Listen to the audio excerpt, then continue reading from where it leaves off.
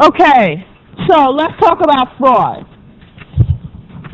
So I'm going to tell you now up front that the slides that you have doesn't have all of the information that I'm presenting here, because this is based on a case that KPMG put together as a part of their ethical compass toolkit. And this particular case deals with fraud that we're going to work on later. So I built in just some of the slides from KPMG's slide package to include it here. So I want to start off by saying I want to get you in the mindset.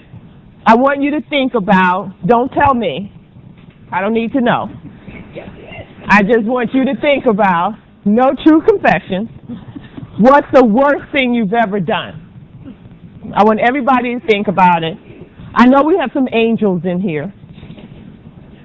So don't tell me, just I want you to think about it. What's the worst thing you've ever done? I see some smiles, so it could be some good stuff, good but bad. A lot of smiles. A lot of naughty people. No one's like frowning like, oh, crying. Okay, so everybody has in their mind the worst thing they've ever done. So why? Now that you've thought about the worst thing you've ever done, why? Why'd you do it? You still don't have to tell me what it is, but you just tell me why you did it. Everyone was smiling, so I know everybody thought about something. It made you feel happy, happiness, following the leader, following the group. That's the other hand. Happiness. Everybody else was doing it. Fun. It was fun. You had a big smile on your face. Why did you do it?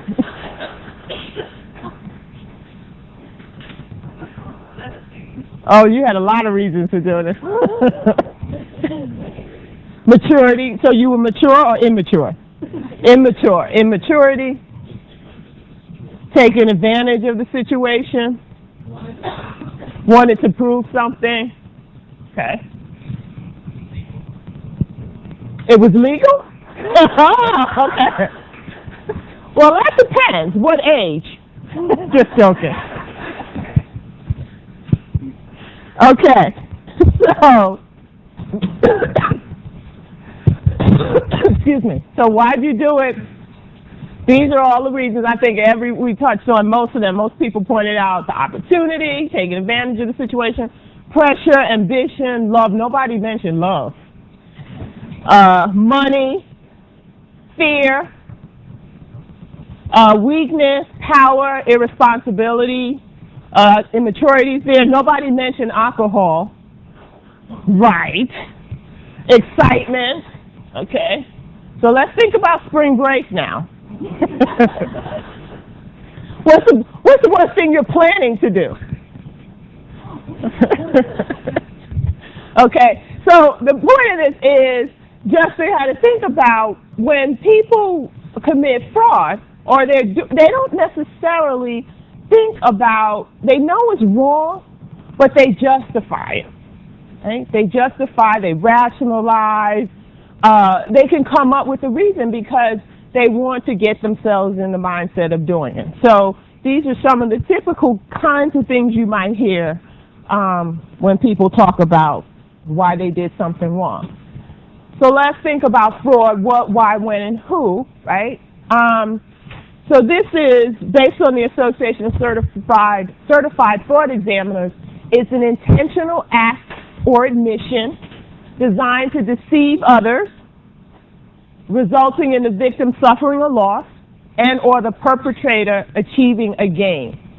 Regardless of culture, ethnicity, religion, or other factors, certain individuals will be motivated to commit fraud.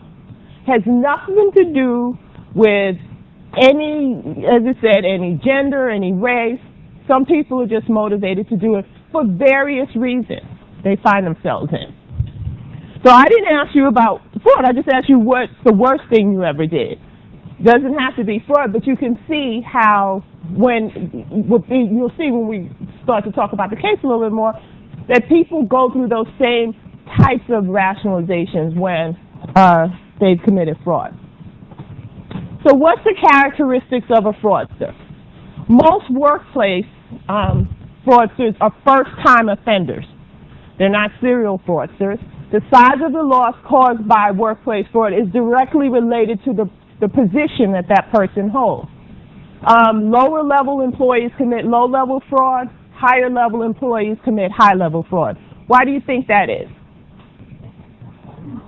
More access, higher-level employees.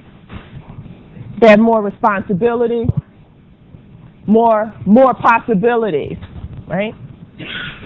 More expenses, that's right. So think about, we've all heard that old saying, the more you make, the more you spend. You want bigger, better toys, right? I have a new iPad, and not because I made more money, but because I got Christmas gifts. So, but your habits change, right? You want more. If you are a high-level executive, you're probably not driving around in a Honda, right? You're driving around in some really expensive foreign car, quite possibly, right? You're not used to flying first class. Coach. You're used to flying first class, right? Because your company jets you around on their private plane, perhaps. So that's your tastes increase. So your needs are bigger, or your perceived needs are greater. Right? So just some statistics from this came from a report by the Association of Certified Fraud Examiners. This report was conducted in 2010. The gender of the perpetrator. Look at that difference. Male, female, male, female. Why do you think that is? Yes. I'm not this is data. Okay, this is not my data. This is data. It's fact. What do you think what do you think they're trying to imply?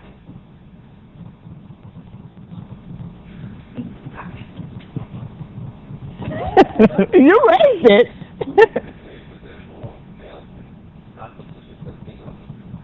Okay. You're going to say the same thing? That you have many men who are in higher roles?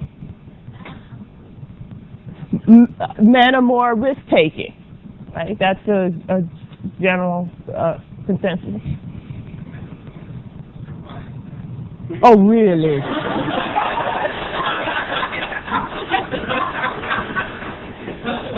Well, and that would be why females are not doing it, right? Because the husbands aren't asking for more money.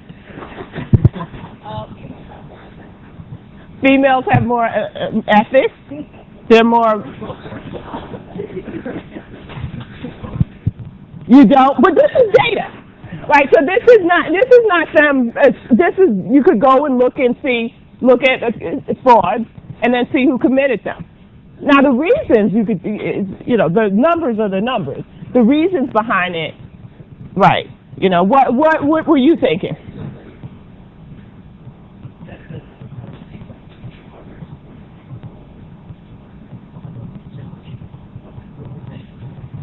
Right, so you go back to, and it's quite possible. So it's not so much that it's gender driven.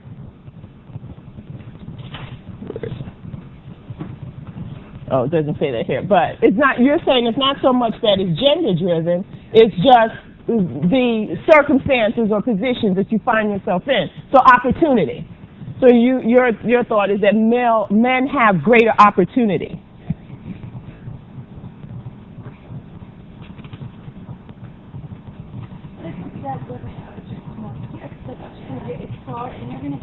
Right. So women are. That's what someone brought up. I think someone said men are risky. They take more risk. So women are not willing. Women might not be as. They might be more risk adverse.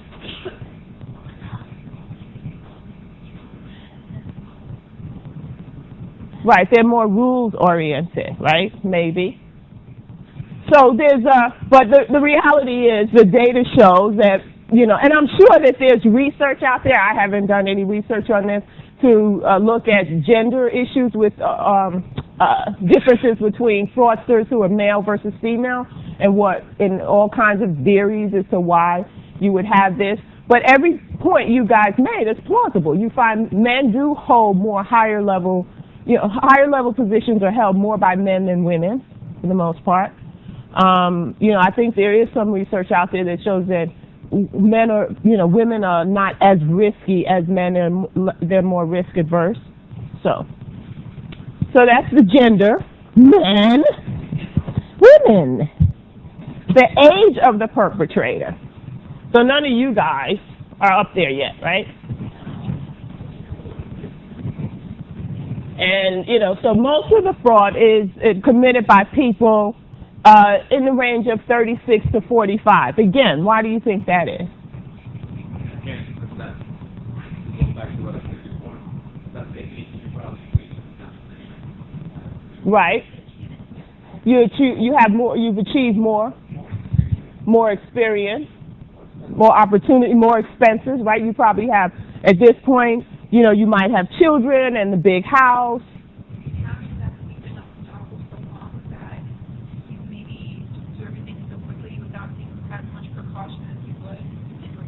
Right, so maybe you're less risk adverse.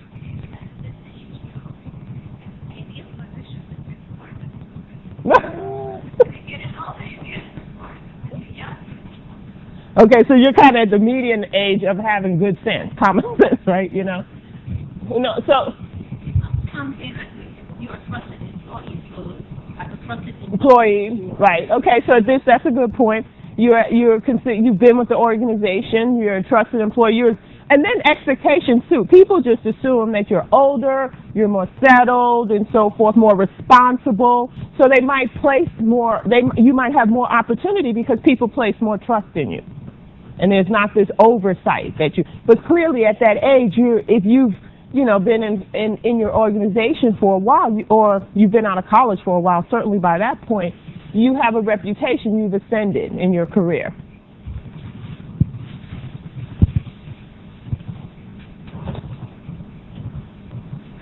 The employment of and tenure, what you find is that 1 year or less than a year, the median loss is about 47,000. It spikes up to about 114,000 between years 1 and 5, and represents the biggest portion or percentage of fraud cases, 45.7%. 6 to 10 years, 231,000 for 23%, and then greater than 10 years, 25.4. But as you can see, the longer your tenure, the greater, because it kind of flows with the previous chart, because possibly people have been with the company for a long time and they're at a particular point in their career, so the opportunity is greater, their needs are greater at least their perception is that they have greater needs. So you see a greater loss, 289,000. Now, in terms of the position of the perpetrator, what you see, look at that. Owner executives only account for 17% of the cases, but here it goes again. These people have more opportunity, right? They have less oversight because they are executives. And so you could see the loss, $723,000, versus employees and managers are roughly about the same percentage, but for employees at 42%, 80,000. That's the median loss, because these are people who are probably at lower level positions, right? Clerks maybe, so they don't have that much access. They have more oversight, quite possibly. So they don't have as great an opportunity. And then managers, 200,000. It's a lot. But clearly executives swamp. Okay, so all of that to say, clearly auditors are not fraudsters. I mean, they're not fraud auditors, right? That's not the objective of a financial statement audit. Managers can hire auditors if they are concerned that a fraud is being perpetrated, and that's what the group case is that we're going to work on in a few moments. But just to clarify in terms of management fraud, there are three types of management fraud. There's financial reporting, misappropriation of assets, and corruption. And fraudulent financial reporting is probably what you've heard the most about, right? That's Enron and WorldCom and managing earnings to meet expectations. So it's an intentional misstatement or omission of the amounts of disclosures with the intent to deceive users of the financial statements, the capital markets. And that's an example of, that's what earnings management is. It's a deliberate action taken by management to meet earnings objectives, whether it's to meet earnings numbers that they posted or forecasted, analyst forecasts. They don't want to disappoint the market, right? They want the market to perceive them in a good light, and so they manage the earnings. And the way that they do that is they exploit the subjectivity in GAAP, right? So we talked about different accounts just, you know, in the last few weeks, allowance for doubtful accounts, obsolescence reserve, warranty reserve, where, you know, GAAP says you have to have an obsolescence reserve or you have to have an allowance for doubtful accounts. It doesn't tell you how much, right? It doesn't tell you the way to calculate it. So there's a lot of judgment involved, and that's throughout GAAP. You have a lot of subjectivity built into GAAP. And so when managers manage earnings, they're exploiting that subjectivity to their benefit. Misappropriation of assets is exactly what it says. Involves the theft of an entity's assets, theft of cash, theft of inventory. And corruption is where there's usually some kind of scheme where the individual is trying to influence a business transaction, or, you know, they're trying to have some unauthorized benefit. Foreign Corrupt Practices Act would be an example. If a company is violating that by bribing officials, that's illegal. It's against the law. But they're trying to obtain some undeserved advantage. So those are the three. What we're going to focus on more, though, in talking about, when we talk about fraud, is financial reporting fraud and misappropriation of assets. So the three categories, again, you would seek assets, misappropriation of assets would be things like cash, inventory, and other assets. Fraudulent statements can be both financial and non-financial manipulation of financial and non-financial information, and then conflicts of interest, bribery, illegal gratuities, economic extortion would all be examples of corruption. The median loss in each of these categories, you can see misappropriation of assets constitutes the greatest percentage, over 86%, but look at the numbers. It only accounts for about $135,000, the average, right? And usually because what you see is misappropriation of assets are usually perpetrated by lower level employees, right? That's where you're going to see this happen most. And so we talked about, we gave examples of why lower levels employees would have such lower numbers, right? They don't have a lot of oversight. They don't have a lot of access and means to the to be able to perpetrate a larger fraud. In terms of corruption, it's about 32% or 33%, 250,000. Here's the big number. $4.1 million financial statement fraud. Okay. That's a lot of money. It only accounts for maybe close to 5%, but it dwarfs all of these other frauds, which is why the SEC is so concerned about earnings management and financial statement fraud, which is why we see all of the statements in terms of risk assessment that the PCAOB issued, the SAS 99 dealing with fraud and the auditor's responsibility. All of these are risk-based standards that are focused on the risk assessment, being able to identify where the risk is and responding to that risk. This is why professional skepticism is really important, because you have to have a critical evaluation and assessment of the evidence, because a lot of times this type of fraud is really within the bounds of GAAP, right? It's really if you think about it again, those accounts like allowance for doubtful accounts, inventory obsolescence, those are all estimates and judgments. And think about the case that we did where you guys teamed up as auditors and clients and you went back and forth trying to resolve. So imagine if you, in your case, the client team had no intent to deceive. That wasn't built into the case. You were just arguing what you thought the right number should be. You have managers who, whatever their motivations are, might try to deceive the auditors. So let's talk about the burden of proof. So I'm going to pass out, you have 5 scenarios, and I'll talk about each of those. I'm going to take those and pass them back. Okay. And as I said, burden of proof is a part of the KPMG ethical compass, which is their ethical toolkit. And this toolkit consists of things like the burden of proof, cases, role-playing exercises, scenarios, dealing with ethical dilemmas. So I've used their toolkit before, and this particular toolkit deals with fraud. So let's talk about this case a little bit.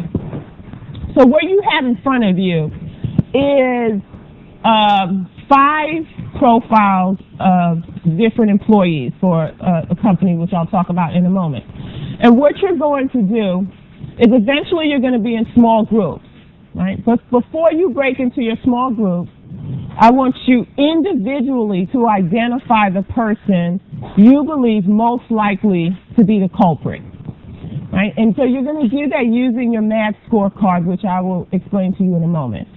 After you have made your individual identification, I then want you to break into small groups, whatever. You don't have to be with your assigned groups, just smaller groups. And you're going to brainstorm as a group and come up with a group consensus. So that can mean that each of you are coming up with different individuals as the likely culprit, and you have to come to a consensus as a team in terms of who the team believes is the culprit. So you'll talk about the pros and cons of each person. And then after that, you'll break and we'll discuss it. Each team will give their feedback on who they think the culprit is. So what the MAD score is, and the MAD score is not really, you're not going to find this MAD score in the standards or anything. This is just something that KPMG developed to help students think about fraud, or what a typical fraudster looks like, to be able to help them identify. So the M in MAD stands for motive. So what kind of incitements and pressures? So if you relate that to the fraud triangle talks about incentives and pressures to commit fraud. You look at both personal and professional that negatively impact the employee integrity within the work environment. So that's the MAD, motive. A is autonomy. It's freedom an employee possesses from oversight within the work environment. If you relate that to the fraud triangle, opportunity, right? So if you don't have a lot of oversight, well, I think some people pointed that out when we saw the differences in fraudsters. Deviance, incidences of abnormal employee behaviors exhibited within the work environment. So that's what the MAD score stands for. So what you're going to do, so here's an example.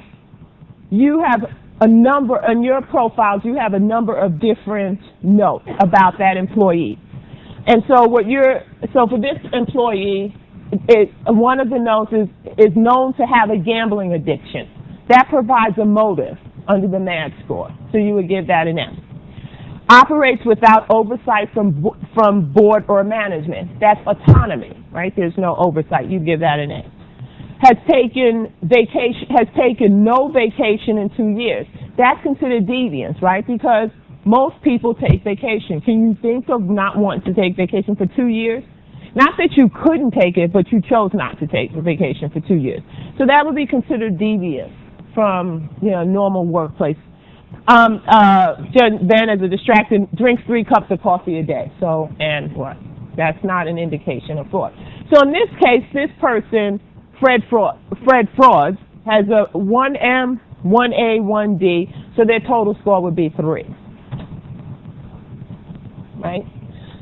So your charge is, the organization is Maximum Manufacturers, Inc. It's a blue chip manufacturing company. They've had some financial losses that have been significant. While they address the fact that some of this loss could be due to the fact it's just the economy and what's going on, they still believe that somebody is committing fraud in their organization. So they're suspicious. And they've pulled together these 5 profiles that I handed out to you, and they want you to review these 5 random employees using the MAD score. Okay? So you're going to go through and assign M's, A's, and D's, and then total up the M's, A's, and D's to each employee. And then once you've done that, you'll break into groups. So I am going to put up the MAD definition again, so you can use it. So take about 10 minutes to work on it individually for each of the 5 employees. And then I'll let you know, I'll call time, and then you'll break into your groups and brainstorm and come up with a group consensus. And then you'll see on the back is where you record the group consensus.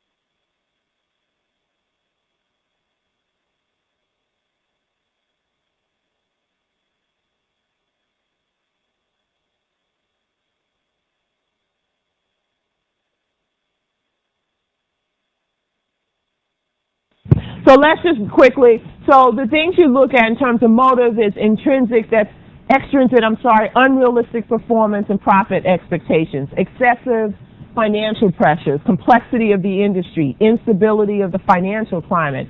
Things that are more intrinsic to the person are the status of gaining mentality, personal failures or addictions like gambling, perceived lack of appreciation of value, you're not appreciated, cognitive dissonance, so that they rationalize their behavior. Autonomy, earn trust within organization, develop exclusive relationships with clients and vendors. We saw that with the salesperson, dentist, accumulated political capital in the organization. So if you go back to that chart, and we saw where people, the people who are committing most fraud are people who've been with the organization for quite some time, or they're older, because they've gained political capital in the organization. More passive types of autonomy issues would be inadequate organizational oversight and control, insufficient staff and resources, the complexity of the business transaction. When we talked about some of those types of accounting transactions or GAAP standards, like allowance for doubtful accounts, obsolescence reserve, they're more complex. Fair value accounting, mark to market, those are more complex transactions. Deviance would be personal and professional. So personal, you would have addiction, vices, and habits. Unusual interaction, communication style. You saw with dentists, always making inappropriate jokes. You just kind of know if you're in a corporate, if you have any kind of good common sense, right? You don't make inappropriate jokes at corporate events, right? You shouldn't make inappropriate jokes, but certainly not at your place of work. Non-conforming aesthetics. Low morale, poor attitude. We saw that with several of the profiles. Professional, unusual work schedule, misuse of company's prereqs, inadequate productivity, unreliable. So those would be all the types of things that would be risk factors. Not saying that the person's actually done anything, but that would cause your risk antenna to go up. So the fraud triangle, unlike NAD, as I said, NAD is something that KPMG devised as a part of their toolkit to help you think about fraudsters in the workplace. The fraud triangle, however, is a very well-used kind of model to talk about or identify fraud risk factors, and you'll see the fraud risk the fraud triangle referred to in the standards. So the triangle represents incentives and pressures, opportunities, and then attitudes and rationalization. So you would see, for example, under incentives and pressures, financial stability or profitability is threatened, right? We saw a number of the profiles where people had, financial difficulties. Excessive pressure to meet market expectations. We saw with Dennis where he was losing market share. The market was becoming saturated for his area. Personal incentives, right, where we saw people who, who were living above their means or things like that. Adverse relationship between management and employee. We saw where people were upset about, their pay or their evaluations or things like that. So examples of attitudes rationalizations where management has an overly aggressive forecast history. That's what you would look for in terms of when we talk about understanding the client and assessing inherent risk. These are the kinds of things you look at. How is management in terms of making forecasts, or in terms of how they respond to forecasts made by analysts? How do they react? How much emphasis do they put on it? How much pressure do they put on their employees to meet these forecasts? Inappropriate or inefficient communication in support of the entity's values, disregard for internal controls. So if you see management who constantly overrides internal controls, then you can't rely on internal controls. And that's going to create an attitude where it's okay to do these things. Opportunities, ineffective oversight over financial reporting, significant accounting estimates that are difficult to identify, inadequate internal controls. So that's the fraud triangle. And it's very important to understand the fraud triangle and understand the examples or the types of things that create incentives or create opportunities and attitudes of rationalization, because when you are assessing the risk of fraud, you think about it in this framework of the fraud triangle. So with respect to the auditing standards, it is very important that you understand, again, it is not the auditor's responsibility to audit for fraud. However, it's the auditor's responsibility to design their audit procedures so that they're aware of the risk of fraud, identify where there's risk of fraud, and design their audit procedures to address that, so to respond to that risk. So the audited standards basically, again, emphasizes statement and auditing standards, exercising professional skepticism. You don't assume management is dishonest, nor do you assume unquestioned honesty, right? SAS 99 provides auditors with the guidance they need in assessing the risk of fraud. So SAS 99, and what you have on Blackboard is a SAS 99 primer kind of overview to summarize what the auditor's key responsibilities are under SAS 99. The audit team conducts a brainstorming session, and the importance of the brainstorming session is that the audit team shares insights. You're going to have this because quite often, in this case, you all had the same information, right? So you came to the table with the same information. But in an audit environment, you don't always have the same information because each member of the team is auditing different areas, so they're gathering different pieces of information. The partner and the manager are going to be much more knowledgeable about the client, about the industry, than a staff auditor. So the importance of brainstorming is to bring in all this information, to share information, exchange information, to help each team member become more aware of the potential risk. So basically, how you ask questions, how might anyone misappropriate assets? Where is the entity's financial statement susceptible to fraud? How are you going to respond to that? So it requires the auditor to be very specific in thinking about fraud risk, the risk of fraud in every audit. Some of the sources of information that you would use is to assess fraud risk is communication among the audit team. That's what we talk about with brainstorming, and it's constant. You're constantly going in and assessing that, talking to management, looking at risk factors. Those are risk factors that you gather as a part of understanding the client, assessing inherent risk, assessing control risk, analytical procedures, as well as getting other information from other sources, both financial sources and non-financial sources. And that's how you identify the risk of material misstatement due to fraud.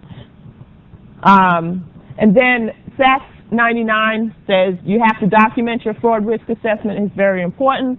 Discussions, your procedures, what were the specific risks you identified, the reasons you identified those as risks, what other conditions exist, what were the results of your risk assessment, and the nature of your communications with management and the board and audit committee. Okay, so these I've covered. Just want to quickly talk about responding to the risk of fraud.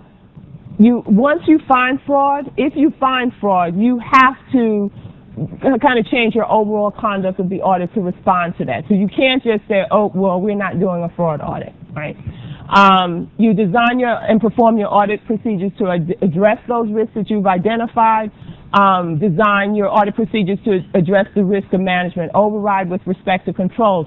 So you look, one of the a big procedure, and even in forensic auditing, which is focused on looking at fraud, is examining journal entries and other adjustments. You want to see if there are any unusual journal entries.